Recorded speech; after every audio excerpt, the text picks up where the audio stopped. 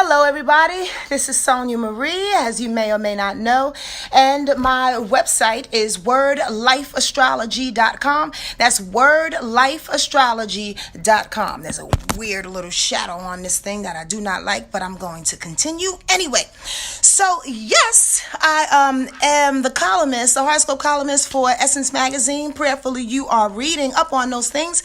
I appreciate it if you are. If not, get down on it. You want it, get down on it. I'd like to make a quick announcement to all of those in the DMV area. That's DC, Maryland, and Virginia. I'm coming to your neck of the woods. Don't you know? Don't you know? Yes, the wonderful people at Hollis Tree Collective called me and was like, hey, would you like to do a workshop in our area and with our, our little sanctuary of wellness?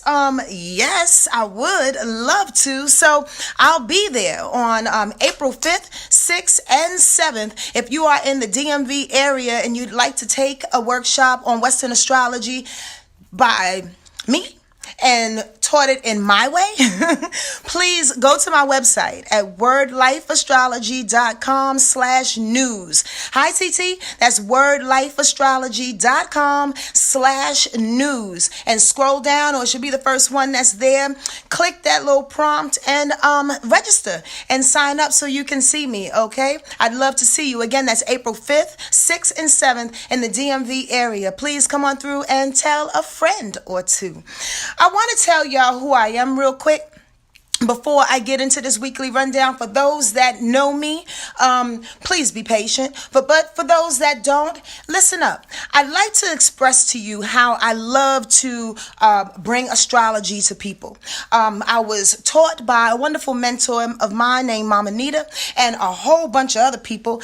She was the main one, though, and a slew of books. And I devised my way of teaching and or giving readings to people from a space in which is like deep in my soul. I combined my ability to be intuitive, highly intuitive, and able to see people's ancestors and their guides when I give readings and also when I do workshops. That's why it takes a little bit of energy out of me, but it's all good in the hood, baby. And I love doing it because for the sole reason, I just want us to be better.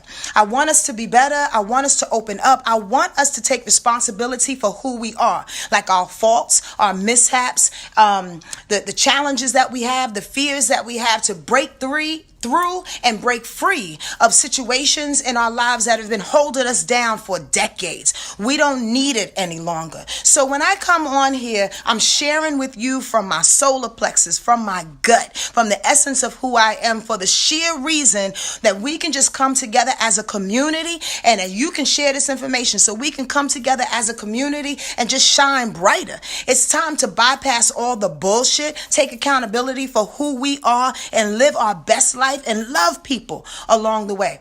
That's my only reason for doing what I do. So, as I say that and go on into what's going on for this week, it's going to be a very hodgepodge of emotions that are going to happen. But I want y'all to stay steady. Stay steady with the fact that we are manifesting. We are bringing forth a whole lot of things in which we, have actually planned and plotted for months, even years. So it's coming to fruition. The light is like shining and it's beaming. There's an interesting little combination, a little cocktail that's happening this week that brings the emotion and brings a little bit of a kickback in this rebellious, stubborn kind of stance. And what is that? Remember, we are still in Aquarius season, right? Which is the most rebellious sign of the zodiac and very, very stubborn, I might add. A lot of people think, squirrel, that Taurus is the most stubborn, but Aquarius is stubborn just because. Taurus is stubborn because it's grounded and it's rooted and it just wants to do what it wants to do. Aquarius is stubborn because it just wants to be different than everybody else. It's a weird kind of stubborn nature. So the bottom line is that the two of those signs, since I mentioned Taurus, they are fighting in a sense, going up against one another. So there's a standoff, right? Here's the thing. Let me rewind, selector. As we are starting to see these manifestations come to light, we're starting to stand proud in who we are, stubborn in who we are, which is an awesome thing. But at the same time, it doesn't allow an area to breathe.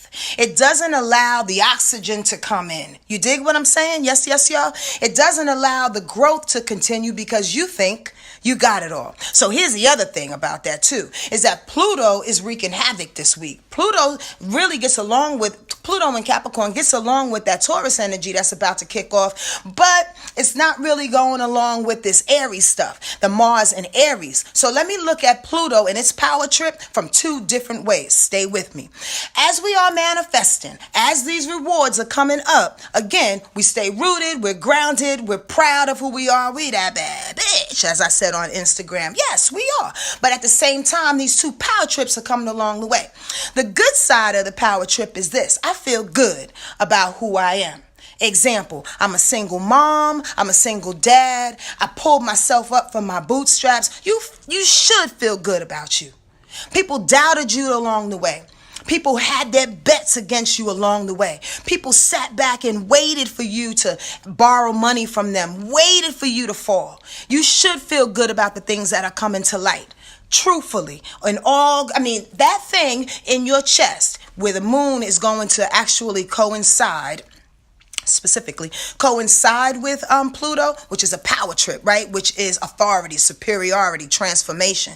When those two, the moon and Pluto, in a good way, in harmonious way, come together, you do feel proud. You do feel like you've actually done this. But here's the trick about that. Sometimes those feelings, we got to keep tucked. It's almost like, I don't know why this analogy just popped in my head. It's almost like you go outside with your good pair of sneakers on. Any New Yorkers or East Coast out there, East Coasters know about the power in the sneakers. You got your new sneakers. They all white. They shining, they're beaming, you proud. You cross your legs often because you want everybody to ask you about your new sneakers. So you walking outside proud of your sneakers. Here's the thing. If you don't keep that pride tucked some way, somehow, somebody is guaranteed going to step on your toe. Somebody is guaranteed going to scuff your sneakers or whatever and make you look crazy just because your pride is a little too pronounced. Does that make sense to y'all? Yes, y'all. Sometimes when that moon is in harmony with Pluto, the emotions is in harmony of power and what it is that you feel. Sometimes it's good to just harness that thing. Put your nice pair of sneakers on, but you don't have to put attention to it because, man, you're going to shine. You're going to shine regardless, okay?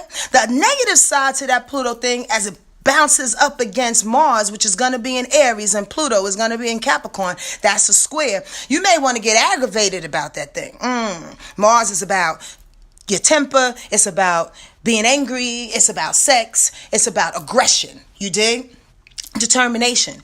When it goes up against squares Pluto, that power thing that we was just talking about, the sneakers, you may get mad about that thing. You may start swinging on a person before you even think about it. Instead of keeping that good feeling tucked in, I got some good sneakers. I mean, some nice sneakers or whatever. I paid $100-something for these sneakers. Instead of it being tucked in, you want to swing. You want to hurt somebody because Mars makes you confront situation. Mars makes you fight. So here we have it this week. One of the things anyway, these two power trips that are going to come to your face. How are you going to deal with it? That's the biggest question for you this week. Trust and believe. Now, if that's not enough, here's what's getting ready to happen on Thursday as it flies into the next couple of weeks. Mars, that same aggressive planet that was in Aries in the beginning of the week, is going to be in Taurus on Thursday, Valentine's Day. And also the moon is going to be in Gemini on Valentine's Day as well. We'll talk about that in a quick minute. But Mars going into Taurus is a good thing in its own way, right? It allows us to be motivated instead of from an aggressive Aries way in a more methodical, practical, steady way. Stubborn a little bit. Which brings me back to my first thought, that as we begin to manifest these things, as we begin to power trip in our way, like, stay calm. You don't have to be so stubborn where you start punishing people. Squirrel, because that Taurus energy loves to punish. I just want y'all to know that. Tauruses will never let you know that thing. That energy will never ever come like through the skin. Like they'll never admit it, but they do like to punish in a very, very stubborn way. So as Mars, the motivation of the universe in this moment, that's gonna snap into Taurus on Thursday, you may feel so inclined to punish. But on the other side, the flip side, the good side, the celebratory side of that, on Thursday, when Mars goes into Taurus, you may feel inclined to eat. You may feel inclined to feel like you need to buy some things, get into the quality of living. Taurus is about manifestation. It's about food. It's about quality of living. It is about care. It's about sensuality, about feeling what it is that you're doing, not from an emotional standpoint, but literally feeling like from a tactile standpoint. So your motivation starting on Thursday would be to feel good. That's why it loves food so much, because food makes us all feel good. I pray that this rundown helped you in some kind of way. Oh, wait, one more thing. Saturday is a really interesting day too, because it's emotional in a sense, because the moon is going to go up and against so many different planets. So keep a cap on your emotions. Do your best that I should say this. If you can't say nothing nice, don't say anything at all. The moon is that entity in the sky, again, as you all may know, is that it deals with emotions, but it deals with our reactions too. More than anything, it deals with how we're going to react in the moment, how we're going to settle into what it is we're going to do quick, fast, that quick decision that just jumps off of us without even thinking. I encourage you, right? As Thursday goes into Friday, Friday goes into Saturday, and the moon starts wreaking havoc with several other planets, to take a breath, to be calm and cool and collected, and lean on that Mars and Taurus vibration. You understand? Never let them see you sweat. When people start to see you sweat, when people start to see you shine, when people start to see you take your powerful position in the world, they will always scuff your sneakers. Your sneakers, your light, your heart will be a target. We don't have time for that. You and I, have done way too much work to get to a point where we're allowed our emotional responses, where we're allowed any type of stubbornness to hold us back from even sharing our love. This is how I like to see it, and then I'm going to go. I don't want to preach too much, but I'm feeling this coming on. Sometimes we have to look at people, and I tell my clients this sometimes, especially those that are cancers and that are really emotional. Sometimes we have to look at people like a screen in the window. You understand what I'm saying? We have to let the emotions and let situations just go by us, like the screen in the window. The screen prohibits solid information or solid things from going by it, so we put up boundaries. But all that other frivolous shit, that stuff that they're just talking about and trying to nip at your heels and manipulate and negotiate and blah, blah, blah, blah, blah, and bring like a tremendous amount of emotions. That's a whole nother situation that people are not dealing with, that are being forced to deal with it now. As they come and like throw that on us like a monsoon, we have to let it go by like the screen in the window. Y'all get that? Yes, y'all? To the B? It's necessary that we take account of it. And in that way, it's being calm. And in that way, it's that Mars and Taurus that allows us just to slow down, take account, and know exactly what it is that we're going to do. Because we're not going to get our sneakers scuffed, and we're not going to drop the blessings that are in our hands. Listen, if you didn't hear me say before, those in the DMV area, DC, and Maryland and Virginia, I will be there giving a workshop on April 5th, 6th, and 7th. Please go to my website at wordlifeastrology.com/news, wordlifeastrology.com/news, and register. The good people at Hollis Tree Collective invited me in their area, so I can't wait to share with you. It's going to be an intimate dinner situation and 2 days of workshopping. I hope to see you there, and I hope this rundown helped you in some kind of way. Be good to yourself, and remember to smile and keep it moving. All right?